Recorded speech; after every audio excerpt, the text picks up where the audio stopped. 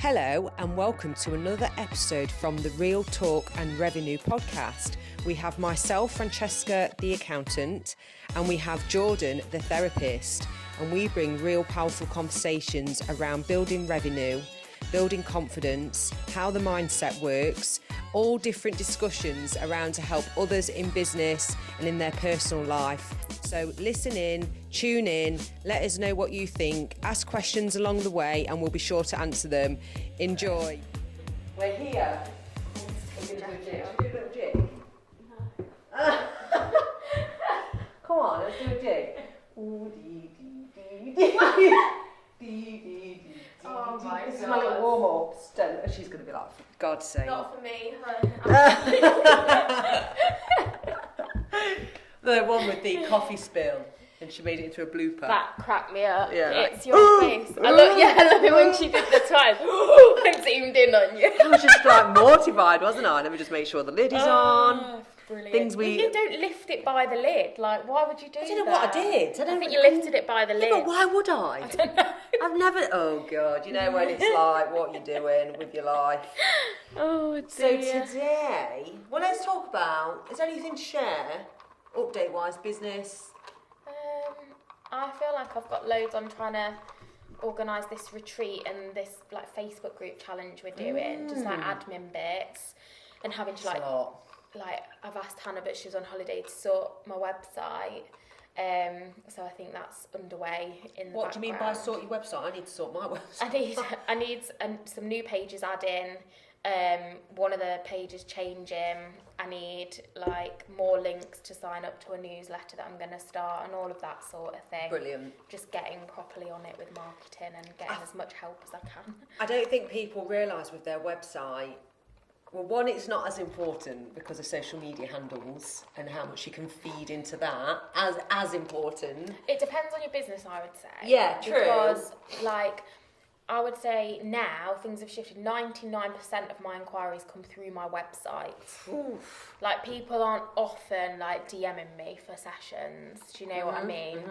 They want to scout you out, like especially when you're investing in any case. But I think like different professions, like different modes of inquiry, like people when they're seeking out therapy might feel a bit more like vulnerable, or Yeah, do they you know wanna do what I it in a, mean? like, A a bit more private- secure, or all of private those way. things, whatever you like, coming into it with. Well, just to give anybody a bit of a background, my business for the first year didn't have a website, and obviously we grew Yeah. and hired 2 employees. But basically, that was from social media handles and Yeah. making my social media pop and being different on there, which has obviously got people's like.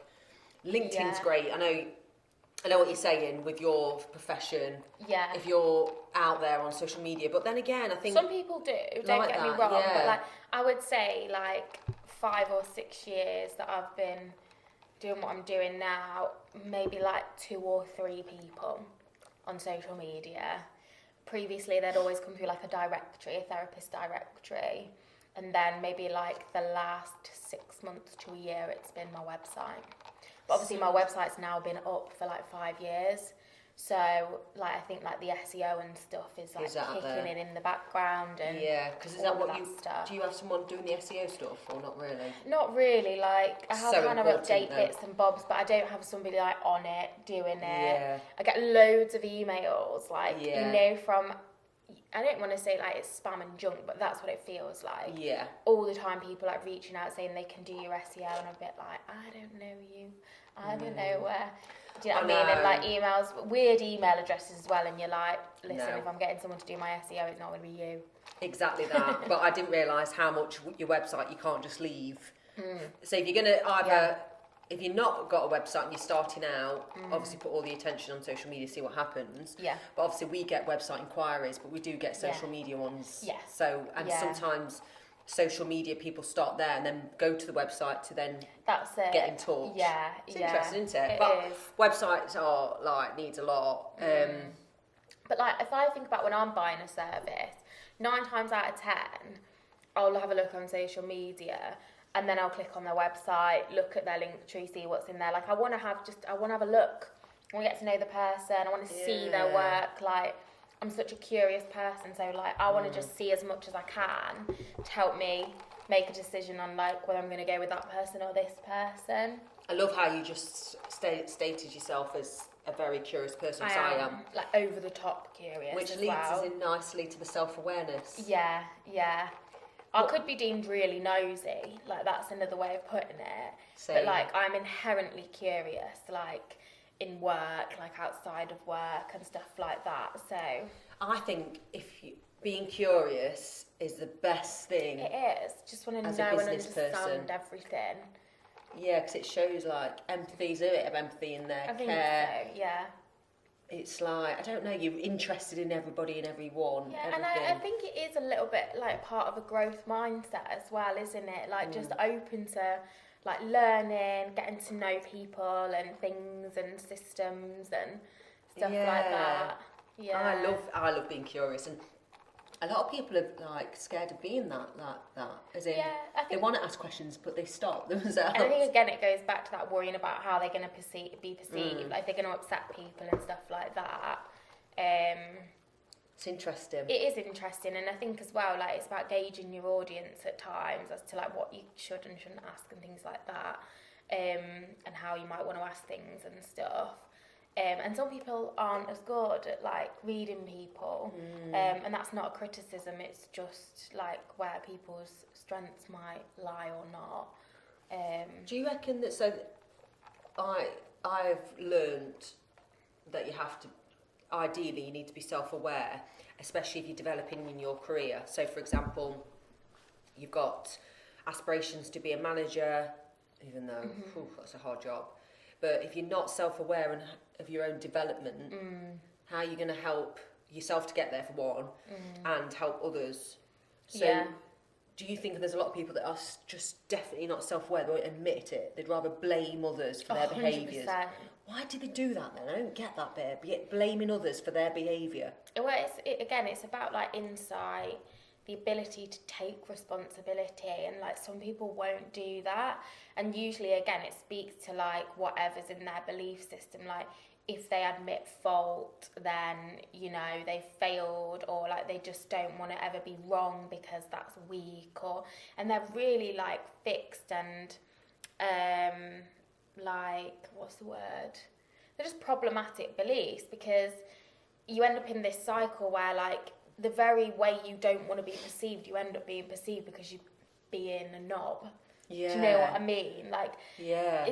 And there's something about like people that are able to be self-aware and take responsibility and apologise and admit when they're wrong. Just be like, yeah, I got that wrong, or do you know what, I've changed my opinion on that because I actually didn't know this information. Like to be able to come out and say that. People that will argue till they're blue in the face when you know that they've realised they are wrong as well. And they're still arguing. And they're still arguing because they can't admit they're wrong, because that like invalidates them for themselves. But actually what they don't often realise is it's it's like reducing their credibility or the way they're being perceived by doing that very behaviour, not by admitting they're wrong. Like, yeah, that's so true. Depends on what circles you move in as well, and like, you know, if you're in a corporate profession or a particular kind of like pressure cooker where there's a lot of egos, then that might not be a perceived well. But I think those situations are very specific. Like,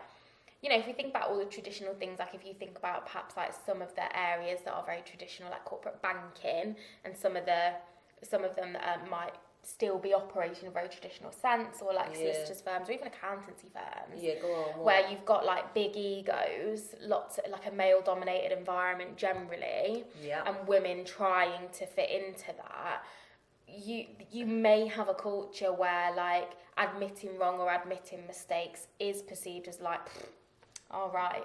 So how interesting. Whereas I was like, obviously I've been in that environment, corporate. But do you see what I mean? Like there are these niche areas where actually that would be reinforced, because it's again, I keep using the word ego because like that's what it's about. Like it's egos, impressions, false. It's really quite false. And it's just all very like shallow and disingenuous. Like, not to be overly negative. Challenge me on that if you're in this industry and you want to. Like, give me another opinion. I wish obviously this podcast is doing amazing for, you know, I think we must be at over 1,250 downloads, probably more now.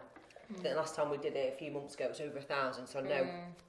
So it's just not a big audience, but it's still decent for us. But what I'm saying is, you know, if we were celebs talking about this on a podcast and they've already got a massive audience, I think it would be so much easier for people to engage and go, 100%. because we want to hear opinions. Want to hear like People are all scared. sides, like want people to come in and say like, I struggle to admit that I'm wrong and this is why, or that's not true about that profession, like willing to be challenged. And I'm not like generalising here and saying that every accountancy firm, obviously, and every solicitor's firm and all, like, everyone in the banking industry is like this. I'm just saying there are pockets There'll be a lot. Areas where, like, you are going to be judged if you've made a mistake. So that does promote people to be like, no, didn't do that, or...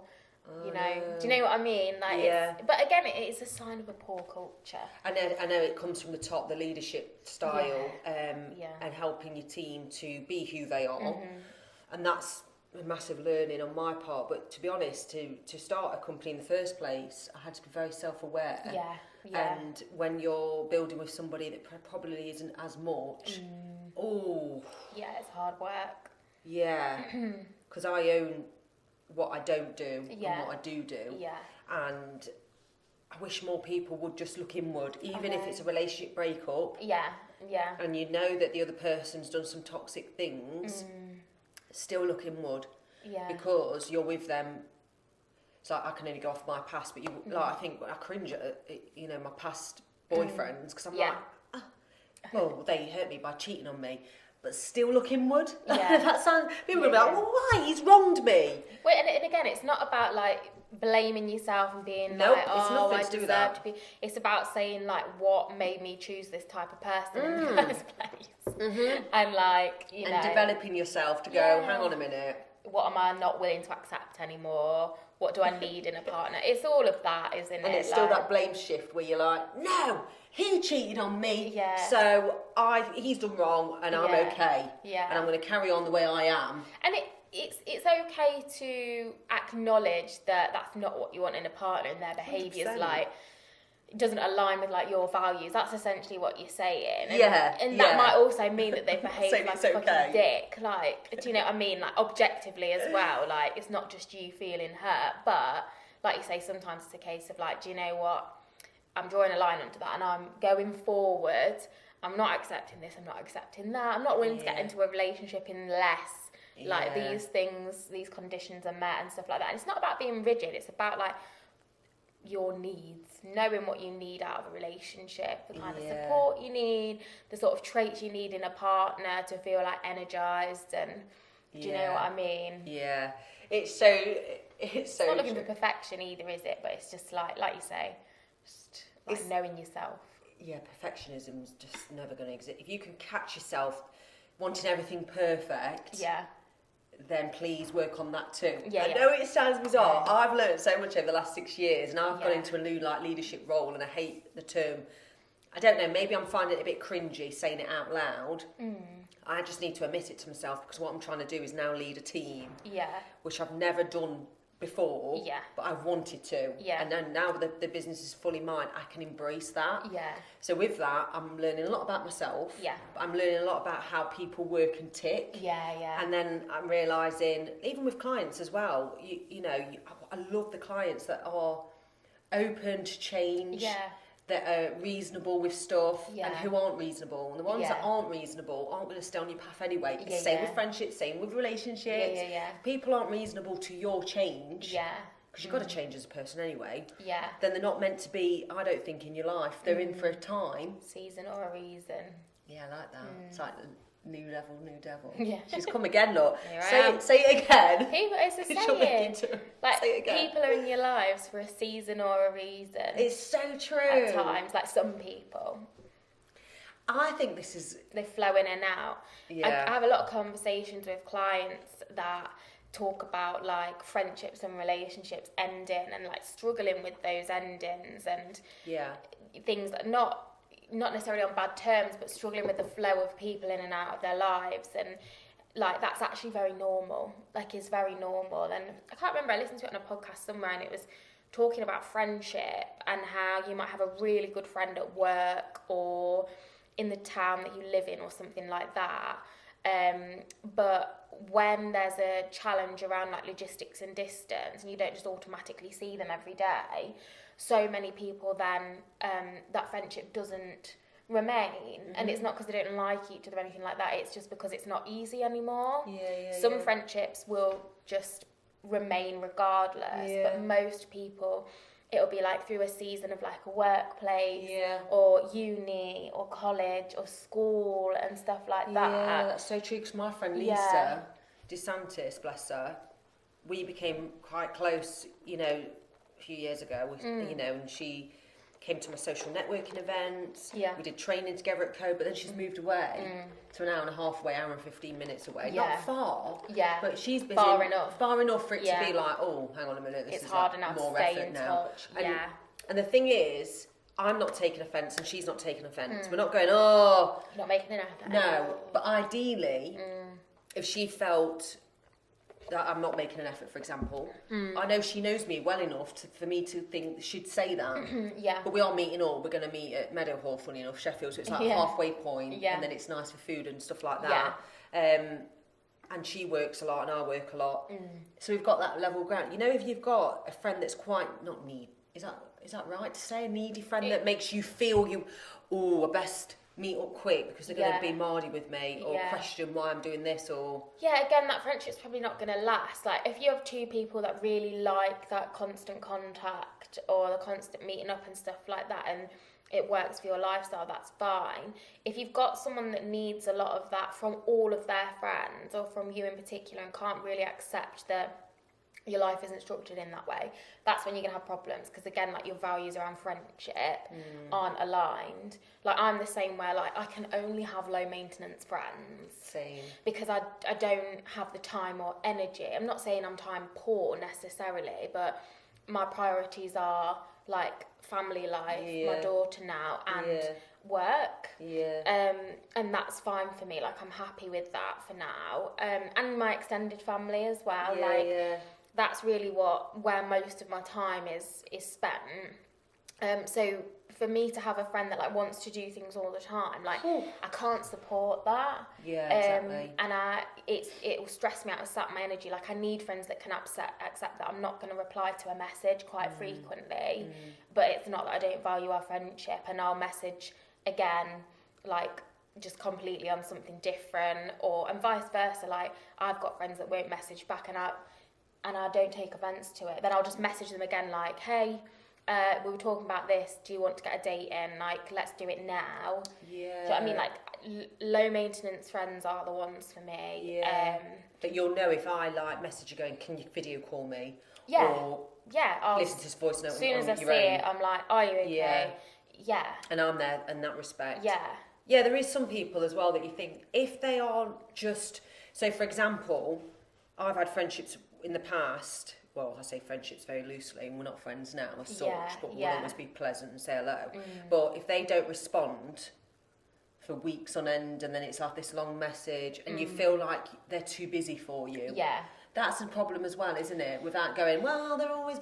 It's a balancing act, isn't it? And like, I've got a couple of friends where like it's a nightmare trying to pin them down to a date or like do something like get something in, and I guess sometimes you might feel a bit fed up with that, and you think like every time we get a date in, like it's like you're cancelling or you know you're not responding, and so that date passes and then this and that, you might think like can't really be bothered with this anymore. And I think that's a challenge as well, like knowing when to just let friendships go. And again, it goes back to obligation, doesn't it? It's like, I should make an effort because, and it's kind of like, well, if neither of you are really that invested, like it's no bad thing to just sometimes let it settle and like, you know, respond ad hoc to something they put on social media. Like you're not like, oh, I don't like them anymore. It's just like, oh, it's just kind of fizzled. It's not as easy anymore. Like, that's okay. Like, I'll message on a birthday or, you know, like on an occasion, acknowledge this or that, or share a memory if it pops up. And, you know, like, and that's all right. Like, yeah, there's a certain. it have to be like in or out. Do you know what I mean? I know, and there is a certain friend that will respond to some messages, and not others, and I don't like that. There's no consistency. You know, I love being around people that are consistent with their moods, but they have bad days and they say it, but they're still consistent. Like, you know how you're going to find them most of the time. So if you're not consistent with your moods, you will struggle to get respect as a manager or leader, in my opinion. Yeah, definitely. Because again, you've got like, you're creating this fragile foundation of uncertainty, and ultimately it makes you unapproachable because people don't know what kind of response they're going to get from you. Yeah, it's like, ooh. Yeah, like, are they all right today? Like people treading on eggshells around you, and that's not. And they'll gossip about you. Yeah, in a negative, like, okay, I'm going to. That what I've had to deal with as well, and look internally, is not necessarily being liked for what you say. Still be respected. So a bit more pressure on the team to get the some KPIs done, get the timesheets done. Not the old traditional timesheets, just so project work gets done right. And I've got to look at pricing and stuff. And I'm bringing in stuff that's going to feel a little uncomfortable for the ones that are not used to it, for example. Sure. So there's a balance of being not disliked, but also respected, but not being disliked for being a miserable old git. No, it's just like you say, being honest and getting done what needs to be done, but in a way that is like respectful and considerate. Yeah. And like acknowledging, like, I know this might be challenging. I know this might be hard, but like, it's got to be done for like business need. Like you say, you're not there to be best friends with everyone necessarily, or to please everyone. That's not possible. No, I know, and that's the art. That's a learning. Again, look internally. Are you a people pleaser? Are you a perfectionist? Do any of the things that we've said on the last podcast go, oh yeah, I do that. I overthink. Those things can be worked on, because I'm an overthinker, and I catch myself and I go, reassure. You have to reassure yourself. You can use a friend or therapist and obviously develop that. But you can reassure yourself, and nobody realises. They think you need reassurance outside, but it's not. And that's actually not helpful and feeds anxiety, because it feeds into self-doubt. It's so true. Oh my God, I love that. I've just clicked. You know, some of the team members that if they keep asking for reassurance and constantly get the reassurance, that's the self-doubt, and they so that's why I've been trying to say to the team, stop, what's the word, rescuing. Stop rescuing your team. In terms of like, in an anxiety context, it's a behaviour that manifests from not being able to tolerate uncertainty and needing that reassurance, the confirmation, the certainty. Whereas actually, so like when I'm working with like generally anxious clients, and we're working on like reducing reassurance seeking, when they seek reassurance from me, I'm always like, what do you think? That's what I do. Trust your judgment. Okay, that's what you think? Fine. That is so... And it's like really hard to not rescue and not make people feel better, but that's so reassuring. Like, at times we all need reassurance, but it's, again, like, if we're always seeking reassurance and we're struggling to trust ourselves, or you know, it's coming from a place of like lacking confidence or whatever, then that still comes from a culture again, and I'm trying to shift that.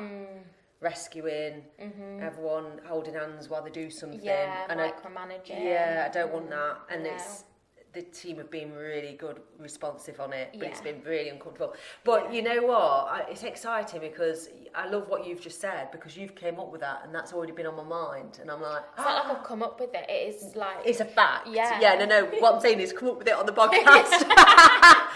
Made it up. No, I don't want to take credit for something that's like, you know, part of a theory, basically. It's interesting though, you saying it, right? Like, because it's a fact. Why aren't more people knowing this? But they're probably doing, they're ignoring it. But it's not always that easy, because we don't know what we don't know. We're not taught these kind of things at school. Like, if you don't have a parent or somebody in your life or a teacher that's telling you what's happening, the mechanisms of your behaviour, which we're not a society that's used to that. It's quite a new thing. This is why, like, in therapy, like, it's full of those just like aha moments, like, that's me, and it's really normalising. But as soon as they walk out the shame door, reducing, they forget.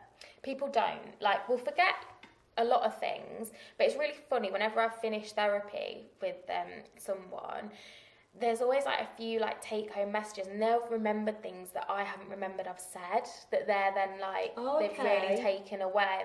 Or they'll say like, oh, I just think about what you said that time in that session, you know, where you said, and I'm like, oh yeah, like I'd forgotten about that. But that's what they've needed and they've taken. Like, that's so interesting. I know, I love that. It's brilliant. They say to reread or repeat stuff.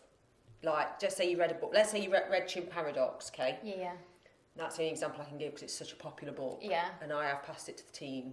Like, if they've asked, well, you know, I do give it out because I think it's Yeah. great. It's repetitive though.